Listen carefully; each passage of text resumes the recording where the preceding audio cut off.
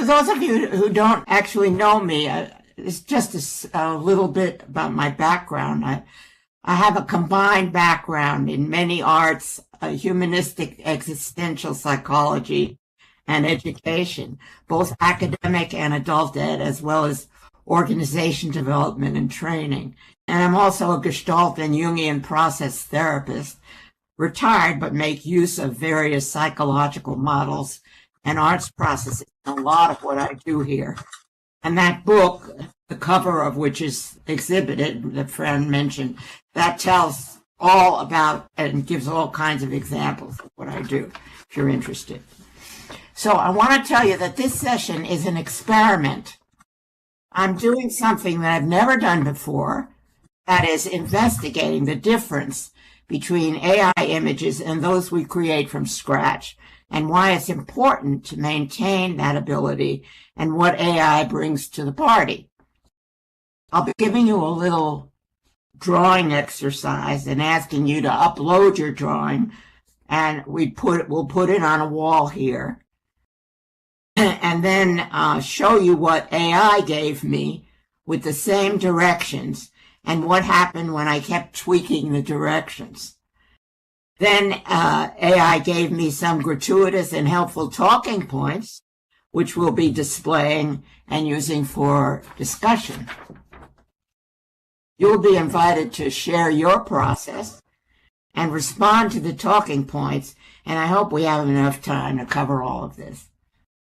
I also want to mention, in case we don't have time, it depends on how many of you send your drawings in, that the hybrid that I use for in virtual are the building tools for making symbolic models, which are representations of different ideas, feeling states, and so on that you want to explore.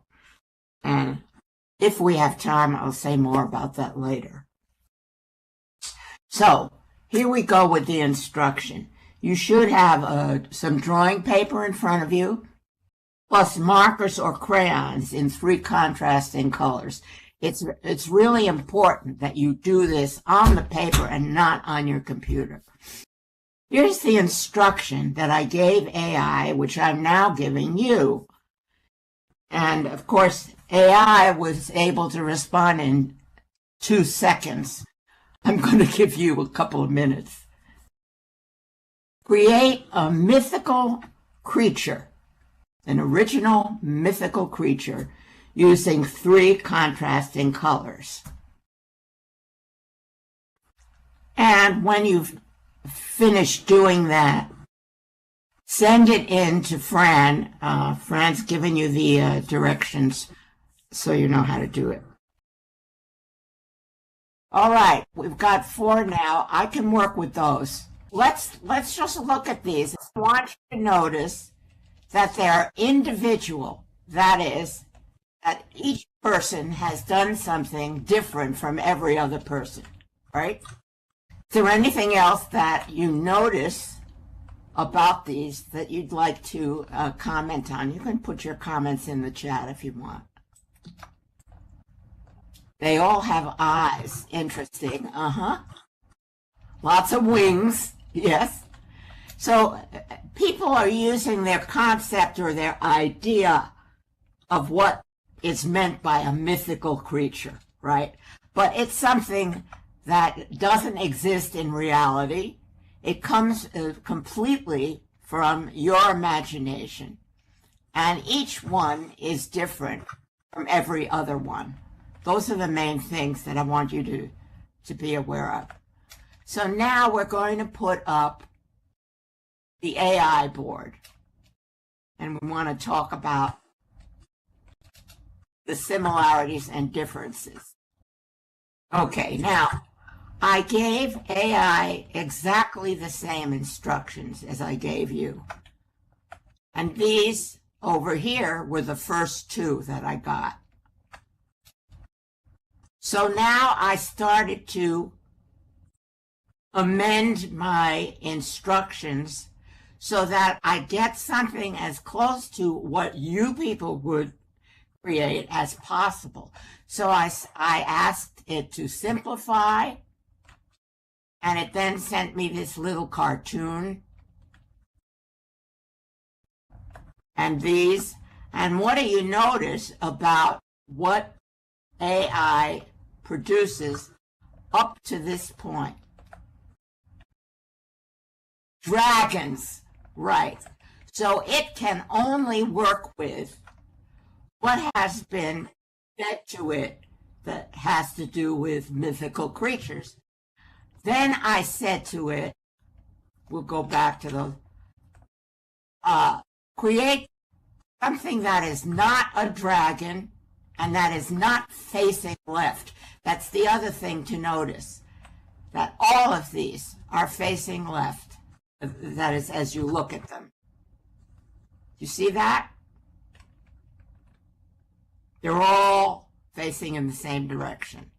Then I also said something more childlike and simpler. All right? So this was the next picture that I got. And then I said, create something that is facing the viewer. It gave me the top one. And then for the last tweak, I said, create something with a light background. Because I knew people were going to be drawing on, usually on white paper. And so I wanted to see if there was something they could create. And I kept saying simplify. So this is what AI gave me. Now, see if there's anything else that you notice about the AI production. Facing forward is what you're calling an elf. Huh? Other people's are facing front. Yes, it is interesting that, well, the one on top on the right is facing left. The others are pretty much facing forward because the eyes are facing us. So see what else you see about the difference between what AI produced and what our drawing people produced. Okay, you're seeing the dragons are genderless, but the facing forwards are female. Interesting, Rosie. The middle ones are very much like done with crayons. AI is much more polished, even the childlike ones. Yes, that's an important point, Beth, that the childlike AI ones are very neatly filled in. Yes, so it's very hard for AI to create something that is like what a human being would create just from their imagination. All right, so you notice that these are actually much more original, simple drawings without a lot of detail. They come kind of straight, quickly from the imagination right onto the paper. Yes, these are all very neat, all right? When we create from scratch, it tends to be messier in a good way, like not so precise. So you can get the feeling of the person's process as they draw. So now I'm going to ask the people who did these drawings to come up and join me here on the floor. Come walk up. Hypatia, are you standing next to the one that you drew? Yes. Okay. If you can use voice, please do. Again, which one is yours? Mine is this one right here with the triple wings. Yeah, and again, which one is yours? Mine's the top left one, the thing with the antlers Green and the guy, trunks. Yeah. the spotted guy. Okay. And Sophia, which one is yours? It's the bottom left one. Okay. And who did the top right one? I think that was Sheila. Oh, yes, Sheila. Oh, Sheila, I hate that you have to go. Is it okay if we talk about your drawing when you're not here? I can tell you later. All right. Okay. So, Hypatia, what was it like producing this? Can you say anything about your process in putting this down? Like what was happening in your brain and then in your hand-eye coordination, whatever you can say about it. Well, I know I'm very self-conscious about my drawing because I don't feel I'm very good at it. So that was. So you had a judge. That was one thing to notice. You had a critic, an internal critic. Yeah, I had, so yeah, I very much have an internal critic. I know the one thing I'm always proud of is my noses. So that's the one thing I feel confident about is noses. But other than that, it was, and then I guess mainly it was trying to force myself not to make something that I thought looked real. Because I tend to be very literal about things as a mathematician. And so trying to push outside that literal box was kind of tricky. Good for you. Okay. And then in making decisions about like the red things on the body, the color of the wings and so on, was it all just fast, intuitive, or did you actually think, well, I think I'll do red here, or how did you make the decision? It was, I grabbed the purple first. Yeah. And then I just, how the pens were lined up. So I did grab the first color, did the wings, put that one away, grab the second color, did the body and the head, put that away, grab the third color, did the arms and legs. Okay, great. Thank you for describing your process. Interesting. Okay, Sophia, what was your process like? I immediately thought, I can't think of mythical, and I started just drawing something round, and then I added the head, the crown, and I thought, I'm not sure where this is going. I didn't know if it was more of a sea creature or, I was, almost thinking that there was going to be sort of fire somewhere, but it was the blue color, so I just went with it. I in a way, to play it safe, I had the curved lines because I really wasn't quite sure what I was going to draw. So I just followed. I guess I was just really feeling it out with each stroke. Did you did the face first, then the crown, and then the body? Is that the order? I did the head, and then the crown, and Yeah. and then I put the eyes in, and then Okay. right at the end, I filled in the eyes of just plain blue, and then Yeah. I made that into spectacles, and I had a bit of fun with that. Yeah, It's fun, yeah. And then you added the body. You put the red body. I did the red body after the crown.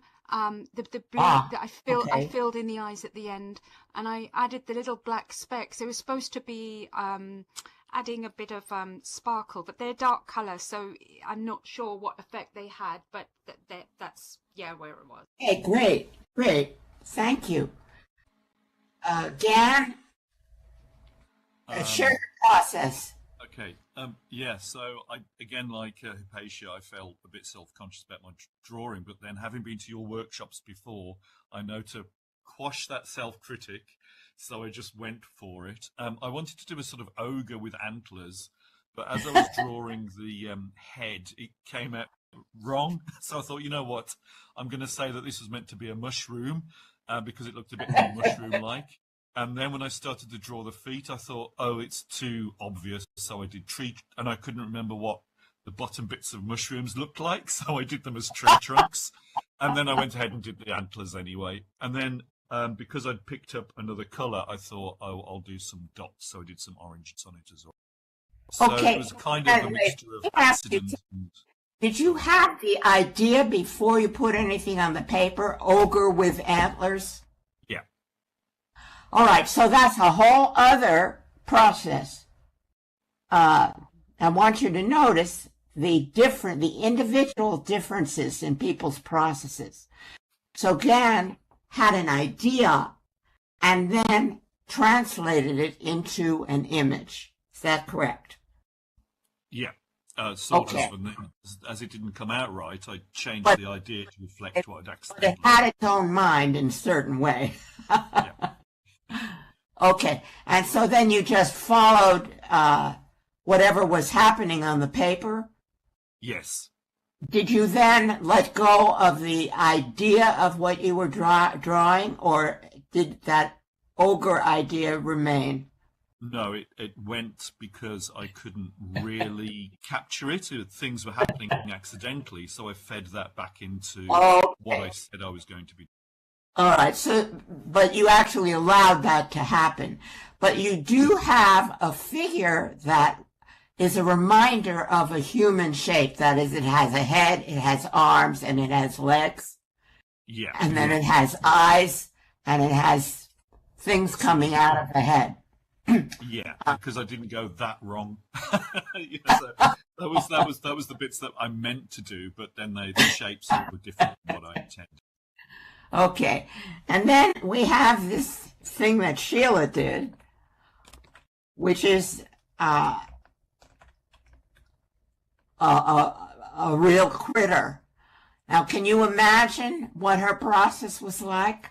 So now, this is another piece of the experiment, which is that you take a look at something you've never seen before, and you use your own imagination to relate to it.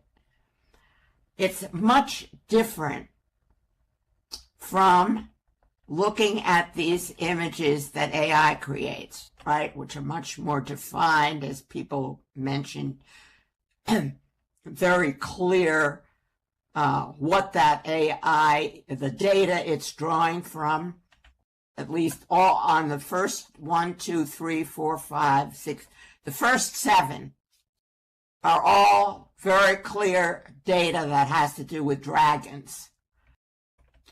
And then this one is a little bit more fanciful.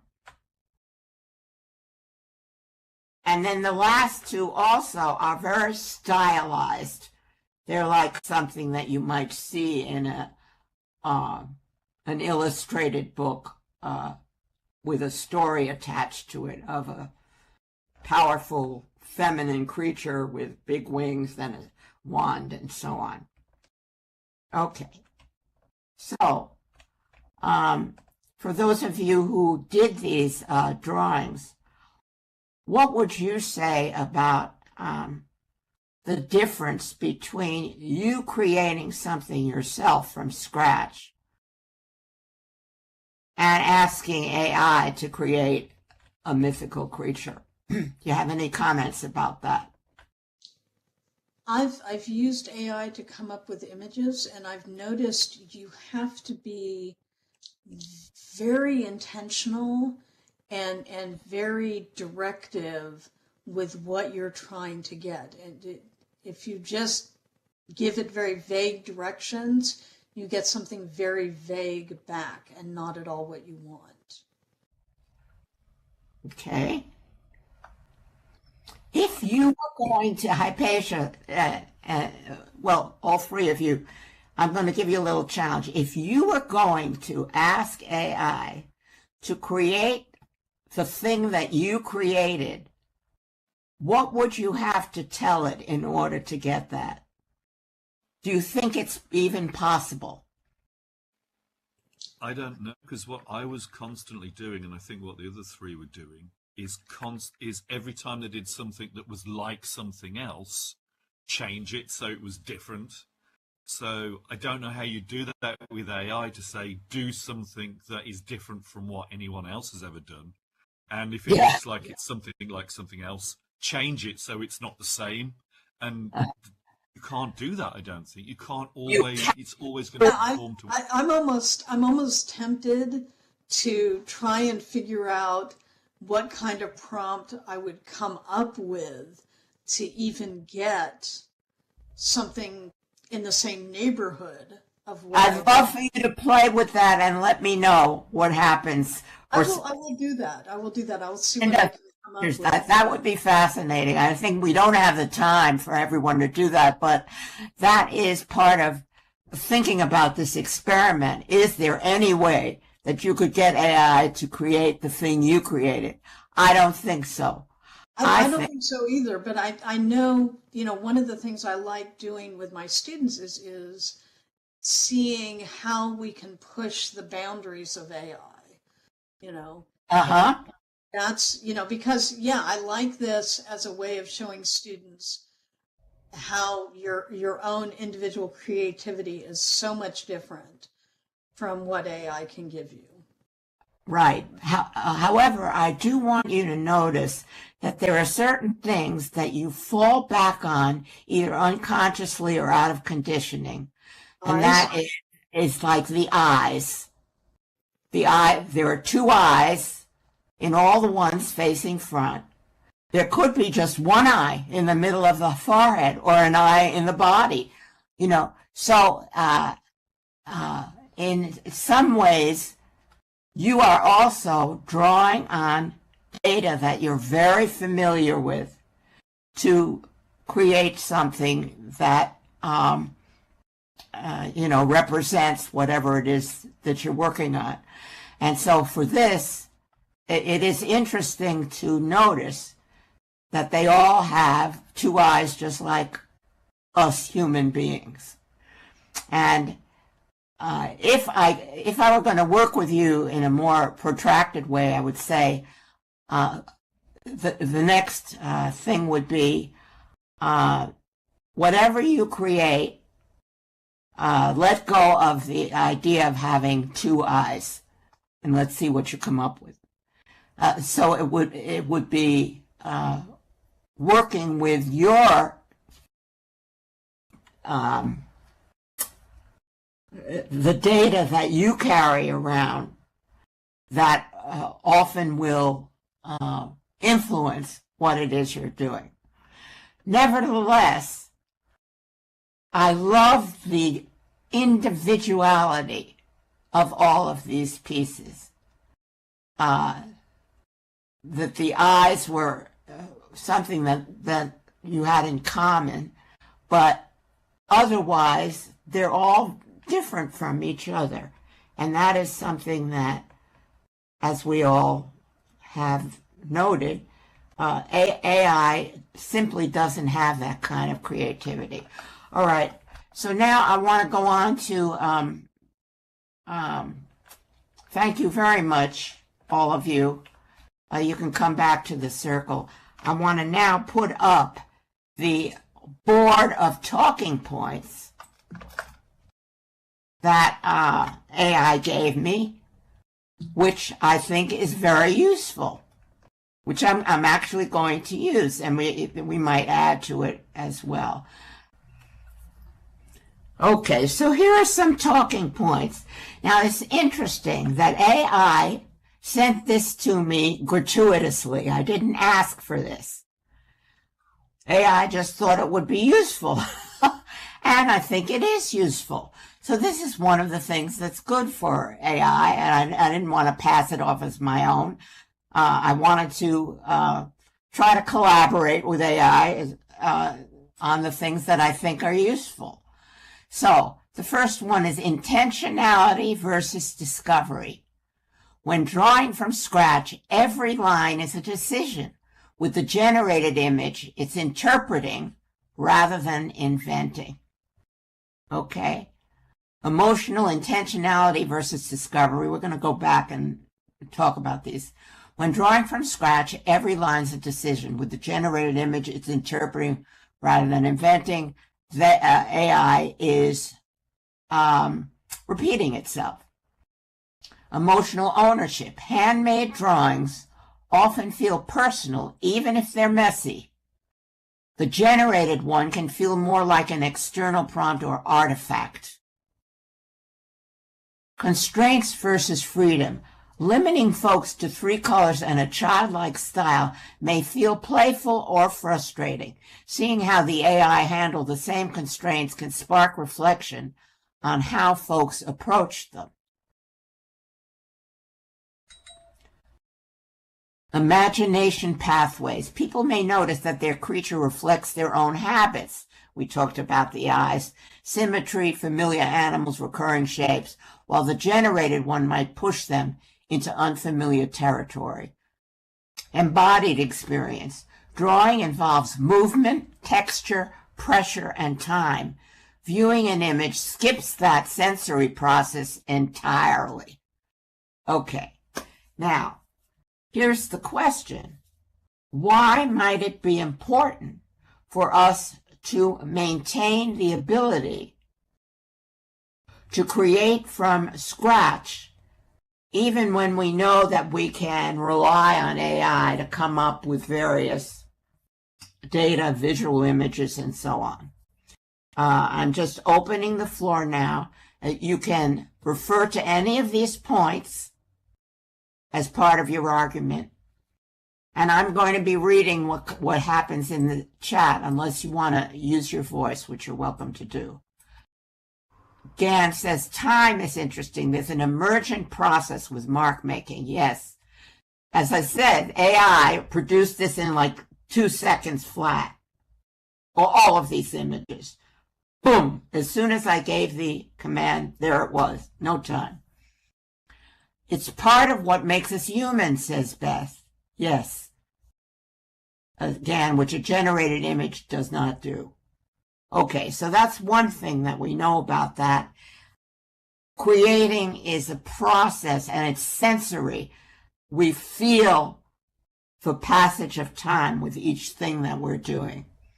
And Sophia says it can be very fun and enjoyable to create from nothing, so it would be a shame to give that up. Yes, and I'm saying it's not only would it be a shame, but that we might need it for our survival. Those guys, those cavemen who figured out how to make fire from rubbing 2 sticks together, you know, that might be something if we are facing a really dark time in our environment, we might need to maintain our ability to create from scratch because other things have been destroyed. AI, says Katie, is someone else's interpretation, even if it answers our questions. That's right. So Gan needs to go. So glad you could make it, Gan. All right, I'd love to hear from other people in the circle who may have some ideas about this. Aside from the people who drew, Hypatia says, we also know from fMRIs that doing something by hand uses more of our brain. Excellent point. There's so much more we could say about it. Anything else that you'd like to say before we end the session? We may put these up in our butterfly gallery. Okay, well then, I'll send you on your way, and thank you very much for being here.